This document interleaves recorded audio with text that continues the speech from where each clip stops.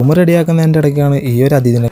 Hello guys, എന്നത്തെ പോലെയും ഡ്യൂട്ടിക്ക് പോകാൻ വേണ്ടി നേരത്തെ എണീറ്റായിരുന്നു. എണീറ്റ് നോക്കുമ്പോൾ നല്ല മഞ്ഞുണ്ട് കേട്ടോ. മഞ്ഞുള്ളത് കൊണ്ട് തന്നെ ഇന്ന് ഡ്യൂട്ടിക്ക് പോകാൻ നല്ല മടിയും ഉണ്ടായിരുന്നു. ഇവൻ്റെ പേരാണ് അശ്വിൻ. ഇന്ന് അവൻ ലീവ് ആയതുകൊണ്ട് തന്നെ അതിൻ്റെ അഹങ്കാരം അവൻ്റെ മുഖത്ത് കാണാനും പിന്നെ അവൻ്റെ കോപ്രായങ്ങളും കണ്ട് ഞങ്ങൾ റെഡിയായി ഡ്യൂട്ടിക്ക് പോകാൻ ഇറങ്ങിയപ്പോഴത്തേക്കും നല്ല തണുപ്പും ഉണ്ടായിരുന്നു.